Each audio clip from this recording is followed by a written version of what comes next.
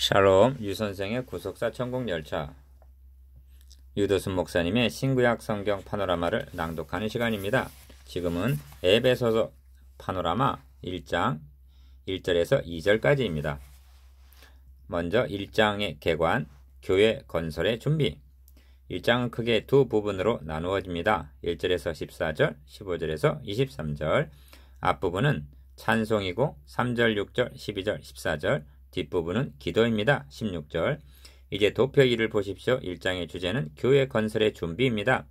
전체 주제와 각 단원의 제목과 연결시켜서 1장의 개요를 파악해 보도록 하겠습니다. 교회 건설을 위해서 성부, 성자, 성령께서 다 관여하시고 계시하시는 것을 볼 수가 있는데, 성부께서 하신 사역은 구원 얻을 사람들을 선택하신 일입니다. 첫째 단원, 교회 건설을 위하여 성자께서 하신 사역은 성부께서 택하여 놓으신 재료, 사람들을 값을 주고 사신 구속하신 일입니다. 둘째 단원, 교회 건설을 위해서 성령께서 하시는 사역은 이 재료들은 하나님의 성전을 건축할 하나님의 소인이 아무도 손을 댈 수가 없소 하고 인을 치시는 사역입니다. 셋째 단원, 사도 바울은 성삼위의 성스러운 사역을 진술하면서 마치 세 절로 되어 있는 찬송을 부르듯 하고 있습니다. 찬송의 첫 절은 3절에서 6절 성부께, 2절은 7절에서 12절 성자께, 3절은 13절에서 14절 성령께 찬미하게 하려는 것이라 하고 찬양하고 있습니다. 넷째 단원 15절에서 23절까지에서는 에베소 성도들에게 지혜와 계시의 정신을 주셔서 성부, 성자, 성령께서 해주신 이 은혜의 영광을 알게 해 주십사고 기도합니다. 1. 하나님을 알게 해 주십시오. 2. 하나님께서 나 같은 죄인을 택하시고 불러주셨다는 부르심의 소망이 무엇인지 알게 해 주십시오. 3. 성도들에게 주시려고 예비해 놓으신 그 기업의 영광이 무엇인지를 알게 해 주십시오. 4. 성도 한 사람 한 사람을 구원하시기 위하여 베푸신 능력의 지극히 크심이 어떠하심을 알게 해달라고 간곡히 기도합니다. 사도는 주십시오, 주십시오 하고 구하고 있지 않습니다. 이미 성부, 성자, 성령께서 우리에게 베푸신 19절 은혜의 영광을 알게 해 주시기를 구하고 있습니다. 우리에게도 이 기도가 필요합니다. 알아야 할 만큼 알고 있는 성도들이 몇 프로나 되겠는지 염려스럽습니다. 이를 알기만 한다면 찬양하지 않을 수가 없을 것입니다. 우리나라 교회가 이렇게 될 수만 있다면 만물 안에서 만물을 충만케 하시는 자의 충만. 23절 다시 말씀드리면 우리나라를 주의 영광으로 충만하게 하고도 남음이 있을 것입니다. 이것이 1장 개관입니다.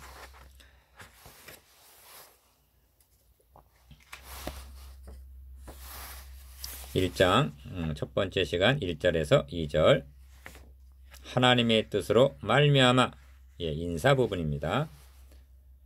하나님의 뜻으로 말미암아 그리스도 예수의 사도된 바울은 에베소에 있는 성도들과 그리스도 예수 안에 신실한 자들에게 편지하노니, 하나님 우리 아버지와 주 예수 그리스도로조차 은혜와 평강이 너에게 있을지어다. 에베소서 1장 1절에서 2절. 에베소서는 하나님의 뜻으로 말미암아 이렇게 시작하고 있습니다. 첫 마디가 하나님입니다. 에베소서는 하나님 중심입니다. 오늘날은 너무나 인간 중심적입니다. 우리 자신으로부터 시작해서는 아니 됩니다. 하나님으로부터 시작하여 내려와야만 합니다. 1. 하나님 중심. 하나님의 뜻으로 말미암아 사도는 하나님의 뜻, 다시 말씀드리면 하나님의 주권을 맨 앞에 내세우고 있습니다. 독자인 우리는 첫머리에서부터 하나님의 절대 주권을 만나게 됩니다. 발의 신을 벗고서 하나님의 주권 앞에 서 있는 심정으로 말씀을 받게 합니다. 5절에서도 그 기쁘신 뜻대로 우리를 예정하셨다고 말씀하고, 11절에서도 모든 일을 그 마음의 원대로 역사하신 자의 뜻을 따라 우리가 하나님의 기업 소유가 되었다고 말씀합니다. 구원 계획은 전적으로 하나님의 뜻으로 말미암아 뜻대로 뜻을 따라 이루어져 나가는 하나님의 주권적인 사역입니다. 다음으로 주목해야 할 말씀은 그리스도 예수입니다. 짧은 두 절 속에 3번 언급하고 있습니다. 복음의 주체는 하나님이시며 복음의 중심은 그리스도이시기 때문입니다. 그리스도가 빠진 복음, 그리스도 예수가 없는 구원은 있을 수가 없습니다. 하나님께서는 구원 사역을 그리스도 예수 안에서 주 예수 그리스도를 조차 이루셨습니다. 이제 도표 3을 보십시오. 이 단원의 내용은 인사입니다만 주제를 하나님의 뜻으로 말미암아로 잡을 수밖에 없었습니다. 왜냐하면 거기에 실린 무게가 너무나 크기 때문이며 또한 단락들의 제목과 잘 어울리기 때문입니다. 2. 송신자. 첫 단락 1절 상반절의 제목, 즉 송신자가 사도 바울인데 하나님의 뜻으로 말미암아 사도된 바울은 하고 자연스럽게 연결이 됩니다. 둘째 단락의 제목, 즉 수신자는 에베소 성도들입니다. 그렇다면 그들도 하나님의 뜻으로 말미암아 에베소에 있는 성도들이 된 것입니다. 그렇습니다. 바울이 사도가 된 것은 자원하여 된 것도 아니고 누가 시켜서 된 것도 아니라 전적으로 하나님의 뜻으로 말미암아인 것입니다. 이 점에 관하여 갈라디아서에서는 사람에게서 난 것도 아니요 사람으로 말미암은 것도 아니요 오직 예수 그리스도와 및 죽은 자 가운데서 그리스도를 살리신 하나님 아버지로 말미암아 사도된 바울은 하고 말씀합니다. 갈라디아서 1장 1절. 수신자, 사도란 직분만이 그렇게 된 것이 아니라 에베소라고 하는 우상의 도시 가운데 살고 있는 많은 사람 중에서 하나님의 택하심을 받고 부르심을 입을 수 있었던 것도 전적으로 하나님의 뜻으로 말미암아 되어졌다는 것은 너무나 분명한 것입니다. 그래서 사도는 그리스도 예수 안에 신실한 자들이라고 부르고 있는 것입니다. 이 말은 에베소서 교회 안에는 성도들이 있고 또 신실한 자들이 있다는 뜻이 아닙니다. 사도는 제2차 전도여행 당시 자신이 에베소에서 당한 소요 사태를 생생하게 기억하고 있었을 것입니다. 우상 숭배로 인하여 많은 이익을 보던 자들이 바울의 전도로 말미암아 수입의 위협을 받게 되자 군중을 충동하여 크도다 에베소 사람의 아데미여 하고 사도행전 19장 34절 소동을 일으켰던 것입니다. 사도는 그때 생명의 위협을 느꼈습니다. 그런 여건 속에서 그리스도를 나의 주로 고백할 수 있다는 것은 그리스도 예수 안에 신실한 자들, 다시 말씀드리면 순교까지라도 각오한 믿을 만한 자들이 아닐 수 없습니다. 사도는 이를 회상하면서 에베소서에 있는 성도들, 곧 그리스도 예수 안에 신실한 자들에게 편지를 쓰고 있는 것입니다. 4. 은혜와 평강. 세 번째 단락에서 하나님 우리 아버지와 주 예수 그리스도로 조차 은혜와 평강이 너에게 있을지어다 하고 축복하고 있습니다. 은혜라는 말은 헬라식 인사이고 평강이란 말은 히브리식 인사말이라고 이를 일반적인 인사로 여기고 제쳐놓아서는 아니 됩니다. 그렇게 한다면 모든 성경은 하나님의 감동으로 된 것이라는 성경의 권위를 모독하는 것이 됩니다.